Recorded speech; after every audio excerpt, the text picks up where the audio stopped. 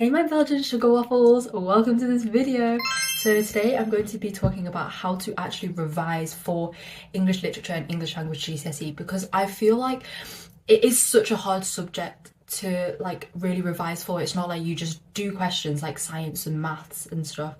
I do have an English literature video about how to actually write the essay to like a grade 9 standard, and the tips that I've outlined in that video are what helped me get 100% in paper 2 and I think 90% in paper 1. So definitely like worth watching if you're doing your GCSEs this year. And sorry, I have a bit of a cold.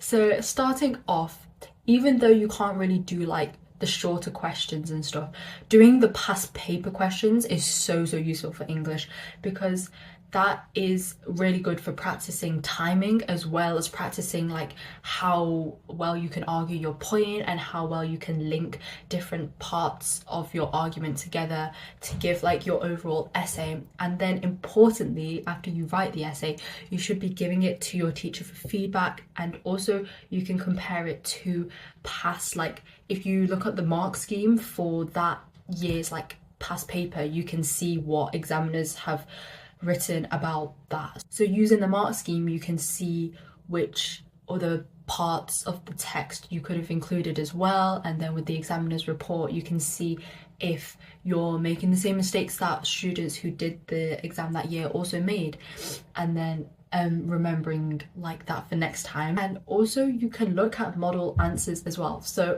I'm gonna promote my English literature video again. Also, because I filmed it a while ago, I feel like my editing is a bit ass, so I'm sorry if it's not that good, but you know, progress, whatever. But I've linked all of my essays that I did for Macbeth, Dr. Jekyll and Mr. Hyde, and Inspector Calls, and Love and Relationships Poetry Anthology. And so you can look at that, and then from my essays and from other grade 9 essays that you see online, you could also apply this to like ones that maybe like a grade 2 answer and then improve that to try and get to like a grade 9 standard. But looking at model answers for English is really helpful, and this applies for English language as well, because you can see what kind of structure they're using, how they link their points to the question, because that's really important as well, and because that shows that you are answering the question, and also makes sure that your answer is focused to the question, you're not like going off track. Also, looking at model answers, you can get ideas, especially for English literature, for analysis. Like if you're doing the same text and in their model answer they've mentioned like another context point or another interpretation of a quote, you can borrow that as well. And for English language, I would really recommend, I don't know if it's a bit late now, sorry, but reading fiction, like good fiction books. I'm not talking about some like book talk fake dating trope romance books. I mean, maybe they've got some really deep quotes, I don't know, but like I remember, I think it was Jane Eyre, there was a really good description about the sky, and I don't know, I just really love that. So I remember that phrase, and I think I might have used it in my creative writing. But it's just stuff like that. Reading fiction really helps in terms of vocabulary, which is really important as well if you want to get those like higher marks. You can just like naturally pick up on that the more fiction you read. But also, I'm going off track, sorry guys. With fiction, you can see how descriptions are structured to have a greater effect on the reader. So say for example setting or character descriptions, the more you read, the more you kind of naturally will be able to write like that as well. At least that's what I've definitely found. So if you're in year 10 watching this, or like start of year 11, definitely try and get into fiction. I have some book videos on my channel as well if you want to go check that out. So yeah, I love fiction. But anyway, the next point is doing as much work and preparation before the exam, because English literature and English language are tight for time. I feel like everybody struggles with timing because, oh my god, it's like you, as soon as the invigilator says you can start now, you genuinely just have to keep writing.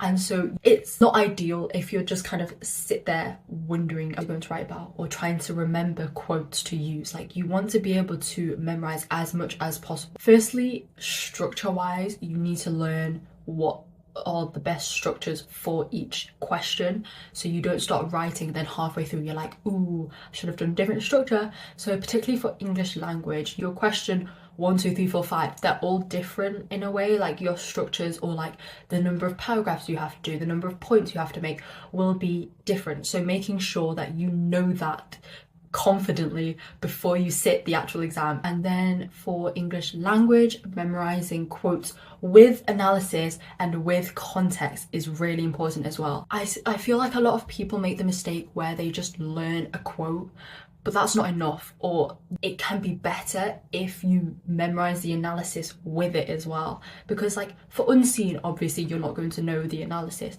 but for your other like texts and poems, you will know the analysis and you can memorize that before the exam so that it just comes out easily, naturally.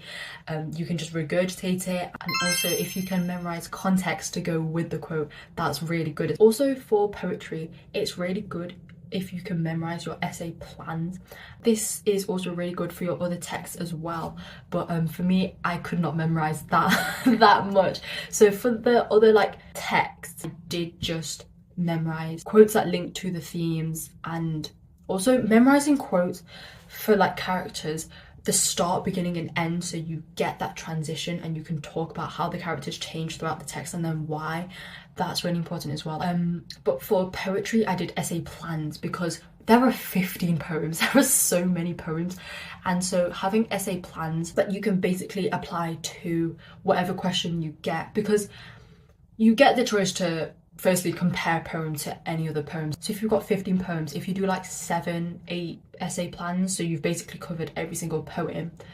I did that and I found that so helpful. Okay, so this is going to look possibly slightly terrifying, but this was like my main thing that I did for making my essay plans. I hope that's showing. But basically what I did was I had like every single poem in like a different colour, and then I had, it's like in love and relationships, the only like themes that you really get are desire and obsession, rejection or the end of love, romantic passion, separation, possession. And then for each poem, I basically I had like a few words about like what it was about. So you have like your family poems here, and then that's like a platonic poem, and then these are like the romantic poems, and so that already groups it into some like subcategories. And then I would, okay, this is looking a little bit confusing, but then basically I would link poems with similar themes and then write like a short reason why. Say for example, Winter Swans and When We Two Parted, they've got separation and breakdown of a relationship and uses the imagery of death. But there's a parting in When We Two Parted, but reconciliation in Winter Swans. Then I looked at them and then decided which ones would go best together. And I've linked all of my essay plans in my English literature video, so you can see which ones I ended up doing. But that is how this was like the first thing that I did, and then I narrowed it down so that each poem I had an essay plan for. Because like, say for example, you do an essay plan that's about romantic passion, but then the question that you get in the exam is like about passion between lovers or something like that, like, because there's only so many themes that they can do, right? Like, they're not going to ask you about something that isn't related to love. And then for example, like if you get asked about love between like two depressing poems, you can still talk about separation in it if you did an essay plan about separation. Like, so it's not like perfect. Like, your essay plan might not be word for word what you get asked in the actual exam, but it helps save so much time on thinking, because you already have your like comparisons memorized, your quotes and your analysis and your context memorized, your like initial points memorized as well, to be fair. You can just alter it slightly to be more specific to the question. And for English language, the 45 mark like creative writing thing, I know some people do memorize it, and I didn't do this, but again, like I would recommend learning or memorizing some phrases that you can use, or just some like really nice vocabulary words, so the examiner can be like, wow, this is so good. I had a Taylor Swift playlist of all of her really literary and like, she's a reason why I know what incandescent means, and like elegies, eulogize, things like that. Also, because the timing is actually ass for the English exams, I would recommend like knowing how many minutes you're going to spend on each section. So, and then if you want to like make advance it even further, if you know your exam starts in the morning at like 9:30, you can plan your timing for that. So you can be like, okay, if it starts at 9:30, then by 9:40, like for English language, like I finished reading the text twice and done question 1, then by 9:50 I've done question 2, and you can like plan it like that, so that you're never in the position where you run out of time, because that's like the worst feeling, or like when you've got 20 minutes left and a 45 marker. So for me, I remember I would spend less time on creative writing because you can't really edit it once you're done. Like there's only so much you can do afterwards, whereas with the like comprehension analysis, the first 45 marks, for that it's like you can keep writing almost. So I always did question 5 first, finish that, and I did that in about like 35 minutes, and then I had extra time for section 1 with like the analysis question stuff, because I found that much harder than creative writing. But you could be the opposite, and then but having that timing in your head before you sit the exam is really helpful too. And then also I would recommend having an order of answering the questions that you know before you go into the exam. So again, for English language paper 1, I did the questions in the order 1, 3, 4, 2. This is after I did like question 5, and I found that really useful because you can use your own order to start with your best so you feel more confident, and also making sure that you do the high yield, higher mark questions, and like making sure you have enough time for that. So I always did question 1 first when I was like reading the extract, because you just copy out what it says in the extract, that's it. Just make sure you read the question properly about what you need to like write about. And then I would do question 3, because that helps set you up for question 4, and you can also use the same points as well. Like a different examiner will mark each question, so you can reuse points if you want for each question. And then making sure like question 4 was done, and then I would do question 2 last, because it's worth the least amount of marks except question 1. And for English literature, I did my poetry anthology question first, because I was paranoid that I would forget all of my essay plans if I did it like after another essay, because you don't have to do it in order. You can either choose the question that you're not as good at and then you feel better because it's done, and then move on, or you can start off with a question that you really like, that you're confident in, and then that gives you like a boost to do the hard questions. Like it's up to you, and like because it's not the exam yet, it's a really good time to start practicing. And so doing past papers, giving it to your teachers to mark for feedback is so important once again, because you can see like which approach gets you the best results. And then in terms of memorizing quotes and content, blurting is the best method, I think. Blurting and flashcards. So flashcards, I had quotes with their analysis on it, and I feel like I looked at the quotes, I looked at them so much that I could almost sort of like visualize it in my head. Like, is this low-key like photographic memory or something?